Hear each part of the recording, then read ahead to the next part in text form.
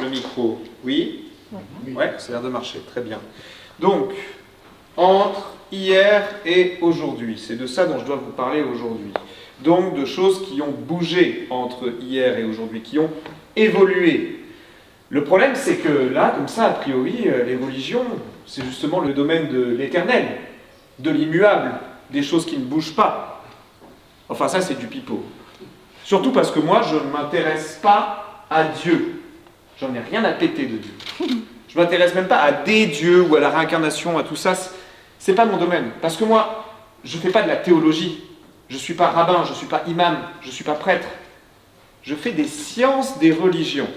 C'est pas tout à fait pareil. Les sciences des religions, c'est toutes les sciences sociales qu'on peut convoquer pour traiter de l'objet religieux, pour traiter de ces institutions profondément humaines que sont les religions, des institutions qui, elles, prétendent entrer en contact avec Dieu, être récipiendaires de son message, ou des dieux, ou de la réincarnation, de ce que vous voulez, mais des institutions bel et bien humaines qui, elles, évoluent. Et en plus, je suis spécialisé en histoire des religions, discipline dans laquelle je fais mon doctorat actuellement.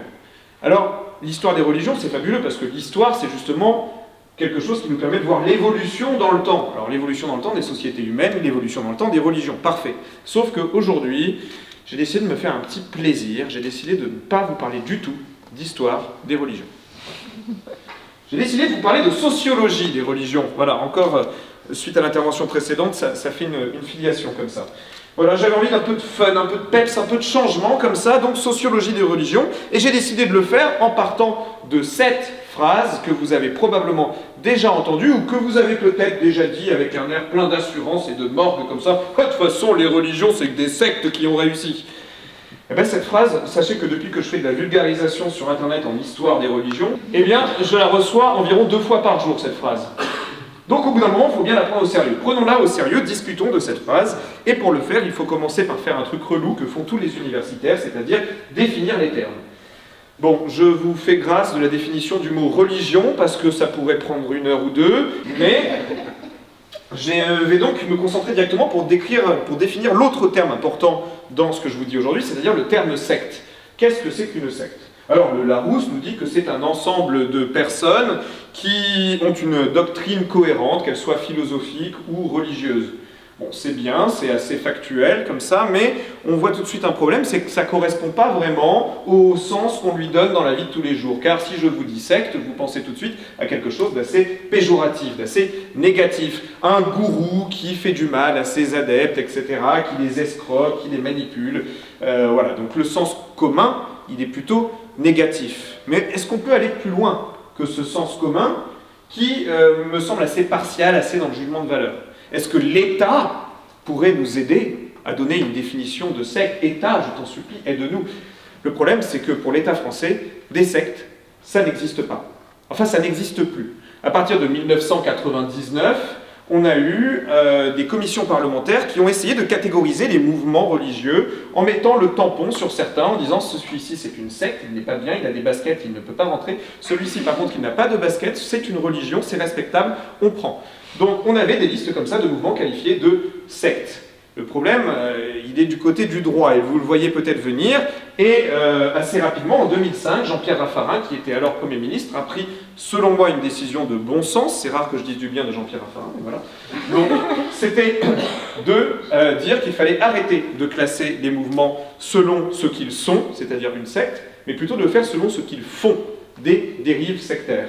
Et donc l'entrée par les dérives sectaires, c'est un changement total de paradigme. Parce qu'on n'est plus en train de juger le contenu d'un mouvement religieux, ou sa forme, mais bel et bien des actes qui sont identifiables, répréhensibles, selon la loi.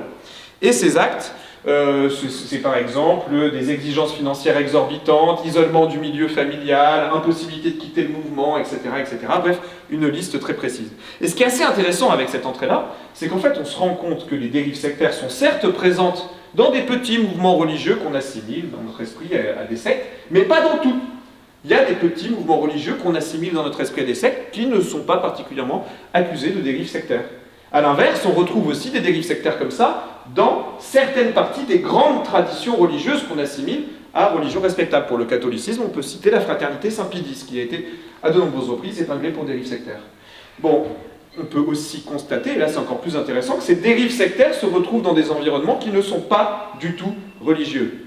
Salut à toi, jeune entrepreneur, si toi aussi tu veux réussir ta vie, tout ça, la question elle est vite répondue. Bref, vous l'avez compris, ces pubs virales insupportables que vous recevez sur YouTube qui vous promettent de gagner beaucoup d'argent en très peu de temps, ce sont des pyramides de Ponzi, des arnaques totales, et elles ont été épinglées dans les derniers rapports de la MIVILUD, la mission interministérielle de lutte et de vigilance contre les dérives sectaires. Bref, elles ont été épinglées à de nombreuses reprises pour dérives sectaires, justement, manipulation, empêchement de quitter le mouvement, isolement du milieu familial, exigences financières exorbitantes, etc., etc. Je résume. Dans le sens du dictionnaire, ce sont des mouvements avec un dogme précis, etc. Bon, très bien. Dans le sens commun, c'est très négatif. Pour l'État, il n'y a pas de secte. Qu'est-ce que nous disent les religions? Pour le christianisme, une secte, c'est un mouvement qui est schismatique et hérétique par rapport à une église mère. Pour l'islam, c'est aussi assez négatif comme terme, puisque, alors à la base, une secte en islam, c'est seulement un groupe qui a une approche innovante de la foi. Ok, ou de pratiques religieuses, d'accord. Sauf que beaucoup de musulmans voient les sectes comme une source de fitna, c'est-à-dire de discorde qui va séparer l'oumma, la communauté, des croyants. De plus, on nous dit beaucoup ce hadith du prophète Mohammed, qui est celui-ci, donc un hadith c'est une parole rapportée du prophète Mohammed qui n'a pas été couchée sur papier dans le Coran, mais qui a été couchée sur papier généralement 200 ans après sa mort, et dans ce hadith, on nous dit « Ma communauté se divisera en 73 sectes, toutes iront en enfer, sauf une. » On voit que c'est assez négatif, du coup c'est une errance dogmatique assez grave. Dans les faits, en islam, ce n'est pas tout noir ou tout blanc, on pourrait nuancer. Il y a Al-Khatib al-Baghdadi qui a dit au XIe siècle, par exemple, enfin qui a essayé au XIe siècle, de trier les sectes entre bonnes sectes et mauvaises sectes, mais on ne va pas aller dans ces détails-là.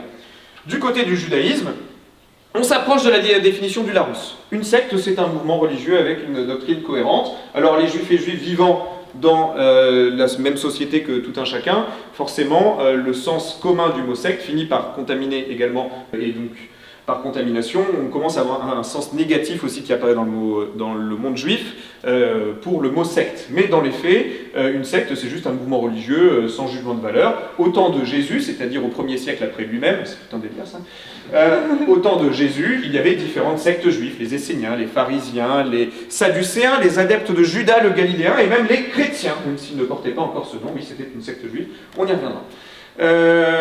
On a donc une définition du côté des religions qui va vers l'errance doctrinale. Venons-en à la sociologie maintenant, puisque je vous ai promis de la sociologie. Donc, la définition sociologique du mot secte. Avant d'arriver à là, je vais vous demander de vous mettre dans une posture de neutralité axiologique. Attention, c'est un gros mot, accrochez-vous bien. La neutralité axiologique, c'est la posture du maître zen des sciences sociales. Tout vous est égal, tout vous passe dessus, tout est neutre. Il faut écarter le bien comme le mal. Ok ? Et donc là, en l'occurrence, le mot secte, vous allez enlever tous vos a priori négatifs dessus et considérer que quand on va dire le mot secte, ce n'est ni bien ni mal, c'est juste une caractérisation d'une forme d'organisation d'un mouvement religieux. Bon, on a fait ça, maintenant quelle sociologie je vais utiliser? Je vais utiliser celle de Max Weber et de ses successeurs, donc la sociologie weberienne. Car dans cette sociologie, on s'attelle à faire la différence entre les sectes d'une part et les églises d'autre part. Je précise tout de suite que le mot « église » dans ce sens-là, ce n'est pas juste le clergé, les moines, les prêtres, les bonnes sœurs, etc. C'est pas juste clérical, c'est vraiment l'ensemble d'un mouvement religieux, et d'ailleurs pas l'ensemble d'un mouvement religieux chrétien. Dans cette optique sociologique, on peut calquer le mot « église » même sur l'islam, dans certaines conditions, etc., ou sur des cultes polythéistes. Bref. Donc, qu'est-ce qu'une secte et qu'est-ce qu'une église dans la sociologie weberienne? Dans une secte, on se converti pour y venir. On n'hérite pas de la secte, on ne naît pas dans la secte. Alors, ça peut arriver qu'il y ait quelques naissances, etc., mais la majeure partie des adeptes sont devenus adeptes par conversion. Dans une secte, il y a un petit nombre d'adeptes, et donc on a des liens interpersonnels entre les membres, des liens amicaux, des liens familiaux, des liens amoureux, des liens sexuels parfois. Bref, on est assez proches les uns des autres, et puis autour de la figure du gourou ou du maître de la secte, il y a un premier cercle très proche, relationnel, qui l'aide à faire grandir son mouvement. Dans une secte, il y a une tension vis-à-vis du reste de la société, que ce soit du point de vue des valeurs ou que ce soit du point de vue des pratiques. Dans une secte, il y a une absence de distinction entre laïcs et clergé.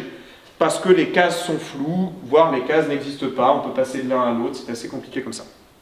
A l'inverse, une église. Une église est caractérisée par l'héritage, alors on peut se convertir, etc., mais la majeure partie des adeptes d'une église sont nés dans ce mouvement, ont reçu cette tradition religieuse de par leurs parents, de par la culture de leur pays, ou j'en passe. Dans une église, on a suffisamment de membres pour que les gens ne se connaissent plus entre eux et pour qu'il y ait des besoins de spécialisation des tâches, et donc une bureaucratie apparaît, donc on n'a plus des liens interpersonnels, mais des liens de fonction.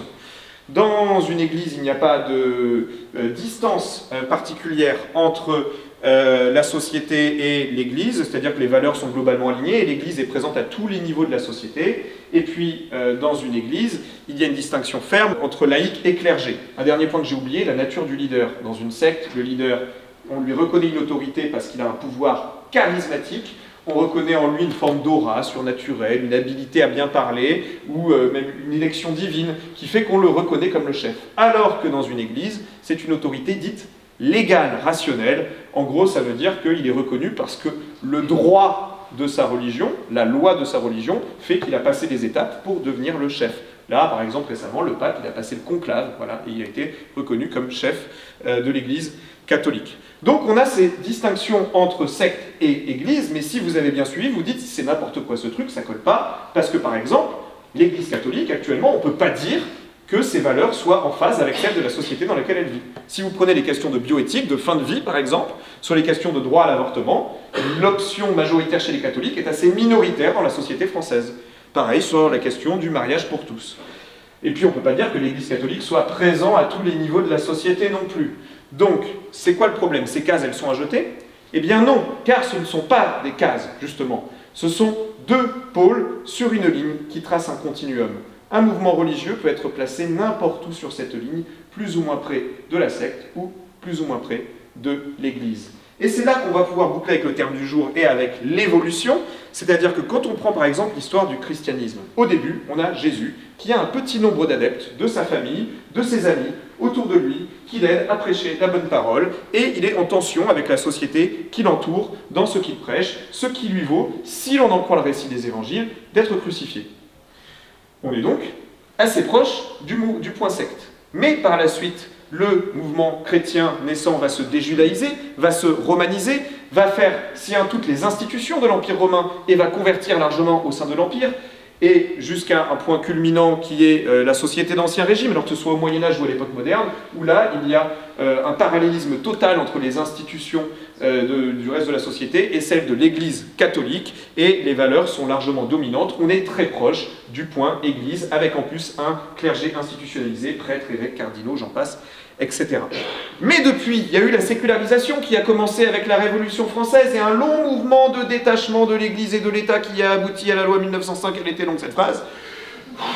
Eh bien, de fait, l'Église catholique a un petit peu évolué pour revenir vers la secte, sans être totalement encore du côté de la secte, en restant plutôt proche de l'Église. Donc vous voyez, ça évolue dans le temps. Et on peut constater ça surtout, notamment sur un mouvement religieux que j'aime énormément, pas parce que j'y adhère, mais parce qu'il est récent, c'est l'Église de Jésus-Christ des derniers jours, c'est-à-dire l'Église de Mormon. Ceux que vous connaissez comme étant les Mormons. Pourquoi j'aime bien? Parce qu'en fait, c'est un mouvement qui a 200 ans tout au plus. Et du coup, pour les historiens, c'est fantastique. On a plein de sources sur ce mouvement, sur sa naissance et son expansion, quasiment au jour le jour. C'est une mine d'or, et on a pu assister avec cette religion à la naissance d'une religion mondiale, car oui, ils sont présents un peu partout maintenant. Et donc, on a par exemple le sociologue Rodney Stark, qui a beaucoup travaillé sur la question des Mormons, qui les a étudiés en long, en large et en travers. Je pourrais en parler très longtemps de lui, il est passionnant. Mais en tout cas, qu'est-ce qu'on voit sur les Mormons? C'est que Joseph Smith, au début du 19e siècle, le prophète des Mormons, il avait avec lui sa femme, il avait avec lui sa première femme, je vais y revenir, il avait avec lui sa famille, ses parents, ses proches, etc. Et il avait de fortes tensions vis-à-vis de la société américaine, puisqu'il prônait la polygamie. Et donc ça ne plaisait pas beaucoup aux autres Américains, et il y a même eu une guerre entre le gouvernement fédéral américain et l'église mormone naissante. C'est très peu connu, mais c'est allé très très loin. Le mouvement a failli être éradiqué, jusqu'à ce qu'un des successeurs de Joseph Smith, qui était devenu prophète après le prophète, eh bien, ait une vision de Dieu qui lui disait il faut qu'on arrête la polygamie, ça les a bien aidés. Et donc ils ont pu s'intégrer ensuite dans la société américaine. Et donc ils ont dérivé du point secte pour arriver au point où ils sont aujourd'hui, un mouvement qui a des relais culturels, économiques, politiques extrêmement puissants aux États-Unis, dont l'opinion est globalement en phase avec celle de la société conservatrice américaine, et donc un mouvement qui a des millions d'adeptes dans le monde et qui est proche maintenant du point Église. Voici pourquoi, grâce à la sociologie weberienne, on peut dire que oui, quelque part, une religion, c'est en effet une secte qui a réussi, et on peut aussi dire que oui, les religions, dans le temps, entre hier et aujourd'hui, elles évoluent. Merci à vous.